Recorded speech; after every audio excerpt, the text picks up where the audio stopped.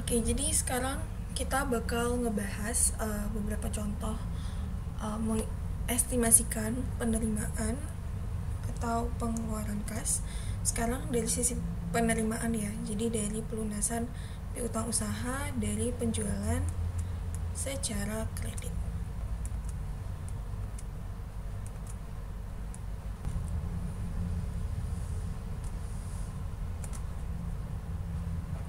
Oke, jadi kalau di buku charter ini katanya untuk mengilustrasikan, asumsikan pola dari ini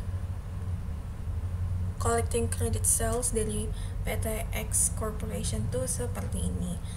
Jadi porsi untuk credit sales yang diterima pembayarannya pada bulan terjadinya penjualan itu sebesar 10,8%. Lalu ini yang setelah bulan saat penjualan itu ada klasifikasi lebih lanjut. Jadi yang kalau misalnya dilunasi pada bulan pertama setelah penjualan itu, ini presentasinya 77,4. Ini bulan kedua segini, bulan ketiga segini, bulan keempat segini. Lalu ini ada diskon kas yang diambil 1,2% dan yang tidak tertagih 1%. Oke, jadi kan kita mau buat cash budget untuk bulan Januari. Jadi kita harus bisa menentukan berapa sih penerimaan kas dari penjualan ini tuh untuk bulan Januari. Jadi ini tuh dari ininya ya, penerimaan piutang usahanya. Berarti kalau bulan Januari kan di sini udah dijelasin kan beberapa kayak klasifikasi atau pembagian presentasenya gitu. Berarti kalau untuk mengetahui berapa sih kas yang diterima di bulan Januari dari penjualan ini atau pelunasan piutang usaha, berarti 10,8%-nya itu dari penjualan bulan Januari nih, during the month of the sale. Lalu ini yang dari satu bulan berikutnya berarti 77,4% dari penjualan bulan sebelumnya, satu bulan sebelum Januari yaitu Desember. Lalu 6,3% dari 2 bulan sebelum Januari yaitu November, 2,1% dari 3 bulan sebelumnya Oktober, dan 1,2 dari 4 bulan sebelumnya. Jadi ini ya, kalau dilunasi bulan yang sama berarti kita ambil datanya itu dari penjualan bulan Januari. Kalau setelah 1 bulan berarti penjualan bulan Desember, 2 bulan berarti penjualan November, 3 bulan Oktober, 4 bulan September.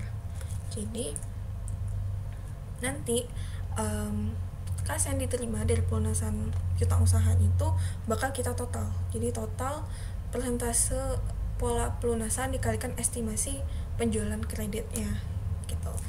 Jadi seperti ini. Jadi kan Januari estimasi penjualan secara kreditnya tuh $400.000 dikalikan persentase yang tadi 10,8, berarti dapat collectionnya 43.200. Lalu Desember ini estimasi penjualan kreditnya dikalikan persentasenya. Begitu pula untuk November, Oktober, September. Ini setelah dikali terus kita total. Jadi dapat cash collection dari pelunasan piutang usaha ini sebesar 379.290. Oke, lanjut ya. Sekarang kita bakal ngebahas cara mengestimasikan pengas.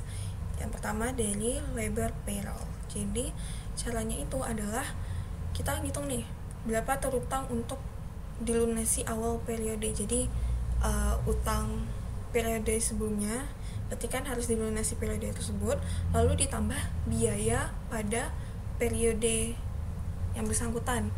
Nah, biaya ini kan gak semuanya tuh langsung dilunasi. Ada kemungkinan beberapa bagian gitu nggak dibayar pada periode tersebut, maka kan itu terutang ya di periode berikutnya. Maka untuk estimasi pengeluaran pada periode tersebut harus dikurangi dengan terutang untuk periode berikutnya. Contohnya seperti ini.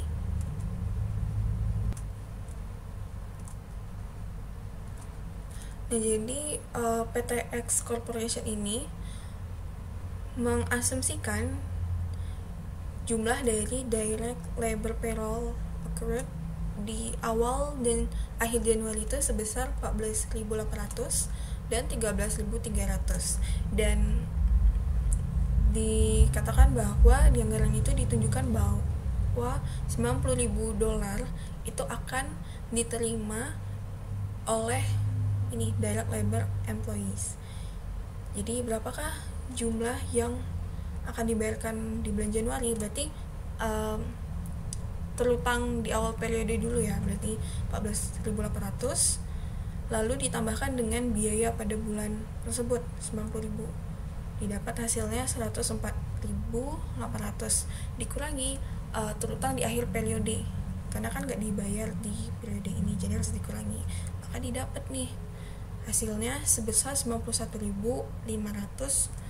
Ini cash disbursement untuk pembayaran upah dan gaji. Oke, untuk yang lainnya kita lanjut di video berikutnya ya.